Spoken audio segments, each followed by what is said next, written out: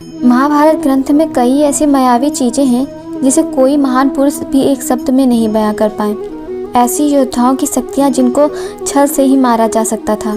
हम बात कर रहे हैं कर्ण और भीष्म की, जिन्हें मृत्यु देना किसी भी देवता के बस में नहीं था। उन्हें स्वयं श्री कृष्ण ने छल से मारा था।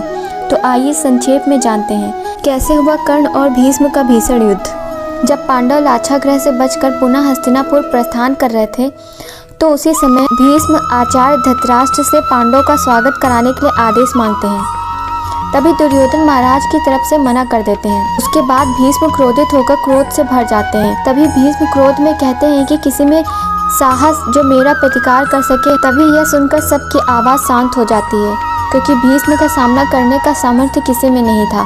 तभी एक आवाज़ आती है, अगर मुझे हस्तिनापुर की तरफ से आदेश दिया जाए तो मैं अवश्य महामहिम भीष्म का सामना करूंगा। यह सुनकर भीष्म देखते हैं वह कोई और नहीं अंगराज कर्ण थे।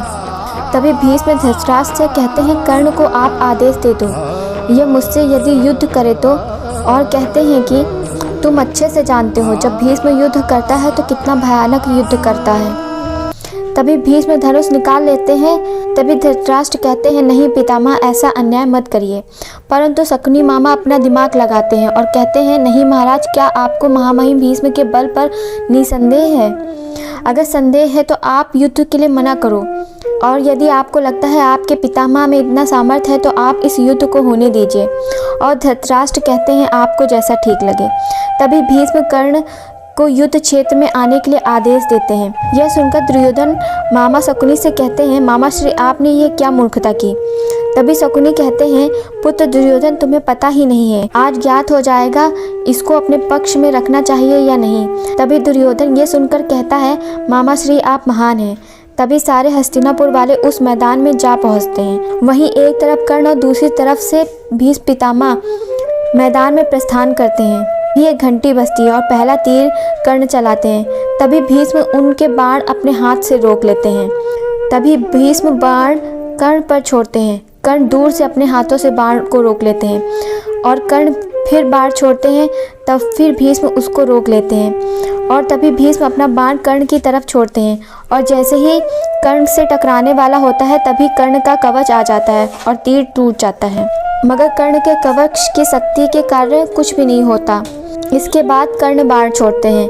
फिर भीष्म कर्ण के ऊपर अपने दिव्यास्त्र छोड़ते हैं, जिससे कर्ण का बाण का रुख बदल देते हैं और बाण आम जनता के लगने वाला ही होता है। तभी भीष्म अपने बाण को अपने ऊपर कर लेते हैं, जो उनके शरीर में घुस जाता है।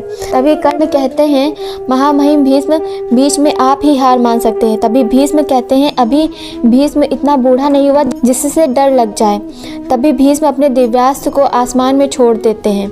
तभी अनेक आग के गोले आसमान से कर्ण के ऊपर गिरते हैं। कर्ण अपने ऊपर कवच बनाकर उसे रोक लेते हैं, जिसके कारण धरती हिलने लगती है। तभी उनकी शक्ति के कारण साधारण मनुष्य को क्षति पहुंचने लगती है। तभी महाराज संजय को आदेश देते हैं, शीघ्र जाकर परशुराम को बुलाया जाए, अतः यहाँ की धरती फट जाएगी। तभी संजय परशुराम को बताते हैं। यह सुनकर तभी परशुराम कहते हैं, जब भी दोनों प्रबल योद्धा एक दूसरे से टकराते हैं तो धरती पे भूचाल आ जाएगा। और जैसे ही दोनों बार टकराने वाले होते हैं तो परशुराम जी उसको अपने परसे से रोक लेते हैं और तभी दोनों परशुराम को प्रणाम करते हैं। और परशुराम कहते हैं, तुम ये क्या कर रहे हो? और कहते हैं कि अपने बल का प्रदर्शन अपनी सीमा में नहीं करोगे तथा अपने योद्धाओं के साथ युद्ध नहीं करोगे। तभी भीष्म और कर्ण परशुराम जी से क्षमा मांगते हैं। और ऐसे ही फैक्ट वीडियो को देखने के लिए हमारे चैनल को सब्सक्राइब करें।